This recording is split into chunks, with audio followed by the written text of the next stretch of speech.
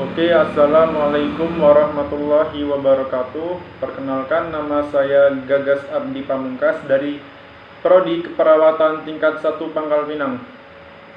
Oke, saya akan menjelaskan tentang susunan saraf kranial dan fungsinya. Oke, yang pertama ialah susunan saraf kranial dan fungsinya. Meski ukurannya kecil, saraf kranial memainkan peran yang besar dalam gerak tubuh manusia. Hal tersebut dikarenakan saraf kranial memiliki fungsi dalam mengumpulkan dan menghubungkan informasi dari otak ke bagian tubuh lain, terutama kepala dan leher. Saraf kranial terdiri dari 12 pasang dengan nama dan fungsinya yang berbeda-beda. Beberapa saraf terlibat langsung dalam indera khusus seperti indera penglihatan, indera pendengaran, dan indera perasa. Sedangkan saraf lainnya berperan dalam mengendalikan otot di wajah atau mengatur kelenjar. Oke, selanjutnya memahami fungsi 12 saraf kranial serta gangguannya. Yang pertama ada saraf olfaktori. Saraf olfaktori membawa rangsangan bau untuk indera penciuman dari hidung ke otak. Yang kedua, saraf optik. Saraf urutan kedua ini memiliki peran dalam mengirimkan informasi penglihatan dari retina ke mata. Yang ketiga, saraf okulomotor.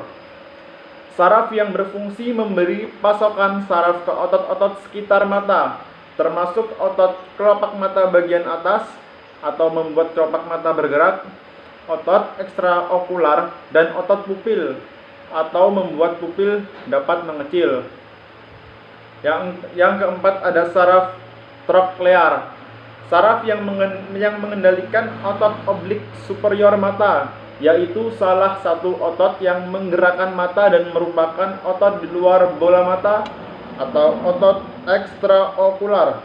Saraf troklear yang lumpuh dapat mengakibatkan bola mata rotasi ke arah atas dan sisi luar, sehingga menghasilkan pandangan yang ganda. Yang kelima ada saraf trigeminal. Saraf yang berperan dalam mengendalikan sensasi pada sebagian area kepala dan wajah dan mengontrol otot-otot rahang yang digunakan untuk mengunyah.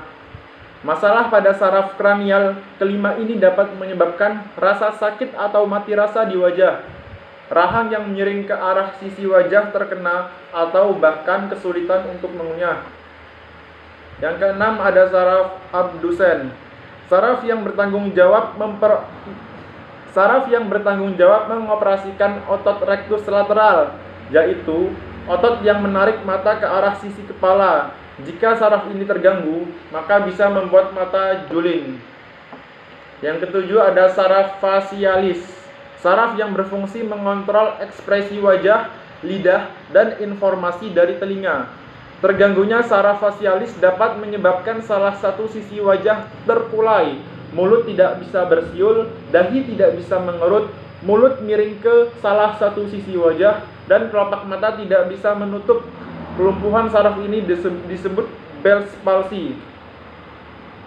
Oke, yang ke-8 ada saraf vestibulococlear. Saraf ini bertanggung jawab atas indera pendengaran, keseimbangan, dan posisi tubuh.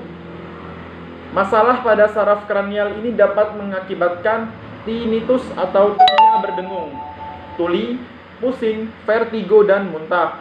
Yang ke-9 ada saraf glosopharyngeal. Saraf ini berhubungan dengan lidah, tenggorokan, dan salah satu dari kelenjar ludah, yaitu kelenjar parotis. Mencicipi dan menelan makanan atau minuman bisa sulit dilakukan jika saraf ini bermasalah. Yang ke-10 ada saraf vagus. Saraf ini bertugas memasok serat saraf ke faring, laring di mana terdapat pita suara, trakea, kerongkongan, paru-paru, jantung, usus halus, dan usus besar.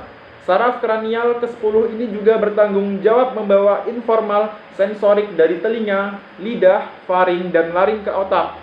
Saraf vagus yang terganggu akan memengaruhi suara, menjadi serak atau parau, hidung, dan pita suara, bahkan membuat berbicara dan menelan menjadi sulit. Yang ke-11 ada saraf aksesori. Saraf ini memiliki peran dalam mengontrol otot yang digunakan untuk gerakan kepala. Kerusakan saraf ini dapat membuat otot sternocleidomastoid atau otot leher dan trapezius atau otot punggung melemah. Akibatnya, tulang belikat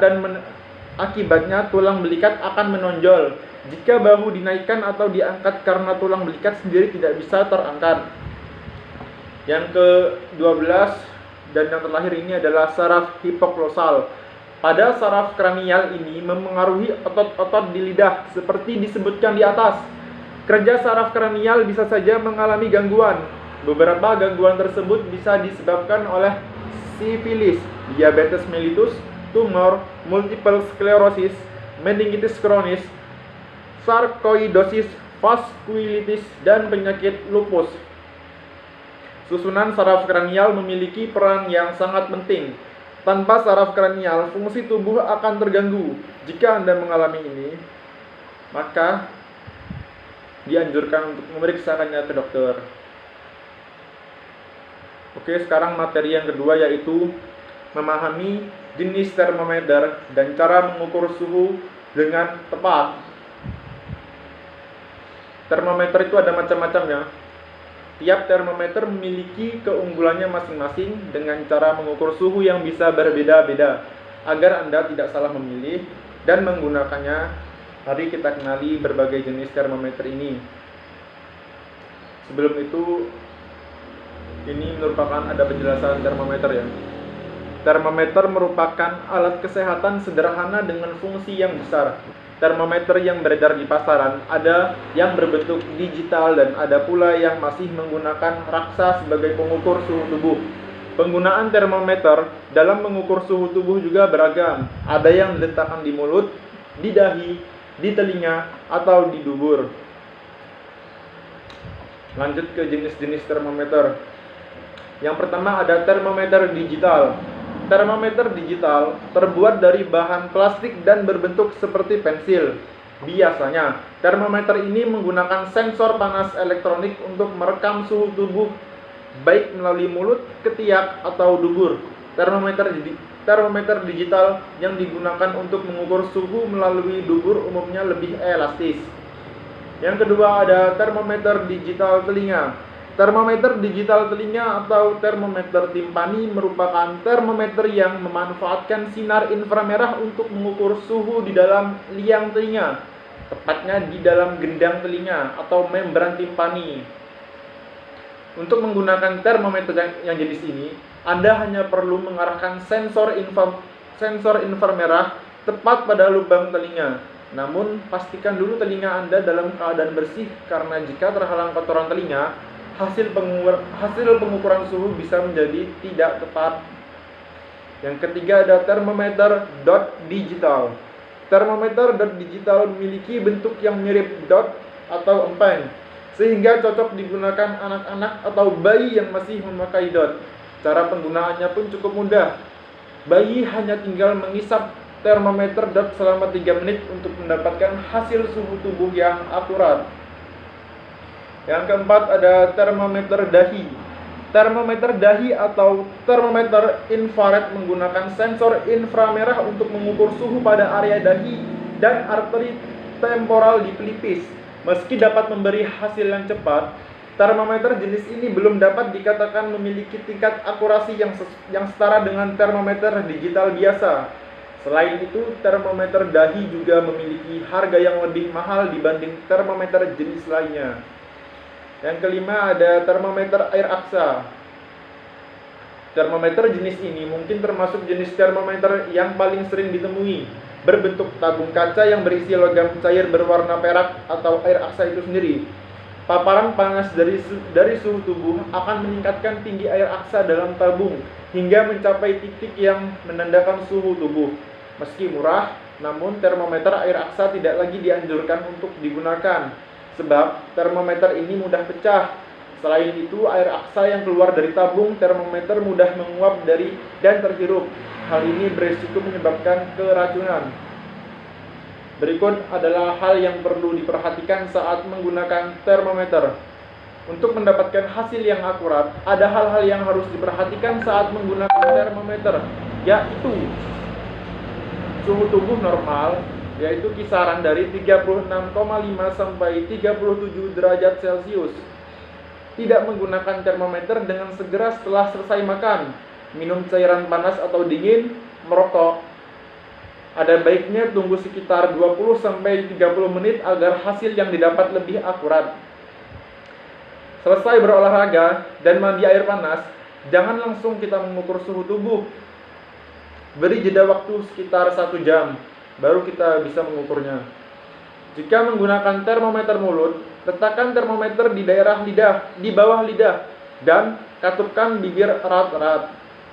Saat mengukur suhu, diamkan termometer selama beberapa saat sampai terdengar bunyi alarm tanda pengukuran suhu selesai dilakukan, atau sampai air aksa berhenti pada satu titik suhu. Setiap sebelum dan selesai digunakan, jangan lupa untuk mencuci termometer dengan air bersih dan sabun atau alkohol sebelum disimpan kembali. Oke, begitulah penjelasan dari saya mengenai saraf kranial dan termometer. Oke, terima kasih. Wassalamualaikum warahmatullahi wabarakatuh.